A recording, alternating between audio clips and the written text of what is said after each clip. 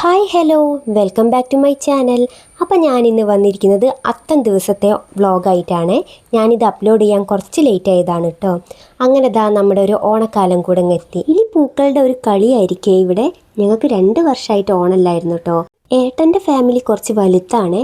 അവരെല്ലാവരും ഞങ്ങളുടെ വീടിന് ചുറ്റായിട്ടാണ് താമസിക്കുന്നത്. അതുകൊണ്ട് അകന്ന കുടുംബത്തിൽ ആരെങ്കിലും മരിച്ചാലും ഞങ്ങൾക്കിവിടെ ഓണം ഉണ്ടാവാറില്ല. അപ്പോൾ ഈ വർഷം ഞങ്ങൾക്ക് ഓണം ഉണ്ടായതുകൊണ്ട് മോള് നല്ല സന്തോഷത്തിലാണ്. അങ്ങനെ മുറ്റടിക്കലും തുടയ്ക്കലും തിരുമ്പലും ഒക്കെ കഴിഞ്ഞേരം ഞാൻ വേഗം കുളിച്ച് വന്നേ. പിന്നെ ഞാൻ വേഗം ഫോട്ടോന് വെളുക്ക് വെച്ചേ. ഇന്ന് ഞാൻ നേരത്തെ കുളിച്ചുകൊണ്ടാണ് വെളുക്ക് വെക്കുന്നത്. അല്ലെങ്കിൽ സിയാട്ടോ രാവിലെ കുളിച്ച് വെളുക്ക് വെക്കാറുള്ളത്. ഞാൻ കുളിച്ചിറങ്ങിയ പാടെന്നെ സിയും കുളിക്കാൻ കയറിയിട്ടോ. പിന്നെ ഏട്ടനും എണീറ്റുണ്ടായിരുന്നു.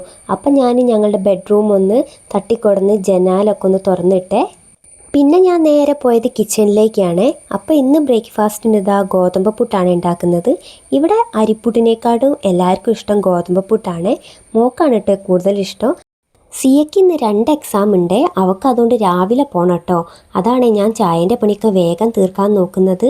ഉച്ചക്കത്തെ ഫുഡ് പിന്നെ അവൾ സ്കൂളിൽ നിന്ന് കഴിക്കാറാട്ടോ പതിവ്.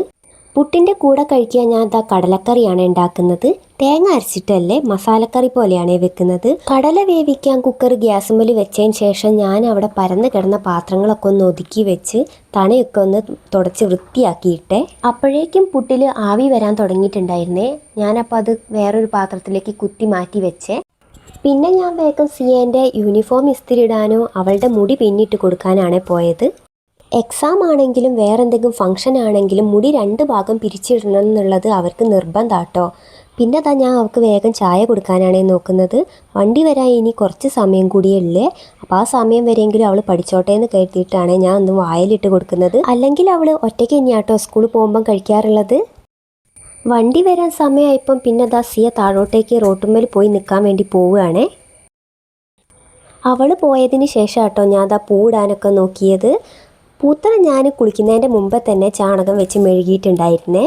പൂത്തറ ഞങ്ങൾ ഇന്നലെ ഉണ്ടാക്കിയതാട്ടോ. അതിൻ്റെ വീഡിയോ ഞാൻ ഈവനിങ് വ്ളോഗ് എന്ന് പറഞ്ഞ് ചെയ്തിട്ടുണ്ട്. അത് കാണാത്തവർ പോയി കാണണേ. പൂ അരിയാൻ കുറച്ചൊക്കെ ഏട്ടൻ എനിക്ക് സഹായിച്ച് തന്നിട്ടുണ്ടായിരുന്നേ.